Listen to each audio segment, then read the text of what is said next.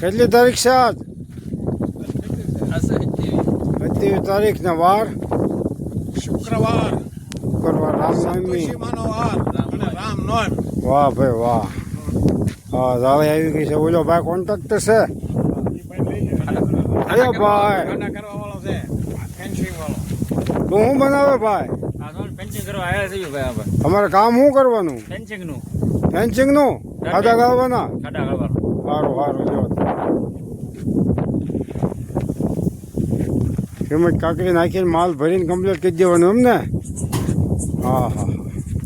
એ સારું સગન સીતારામ.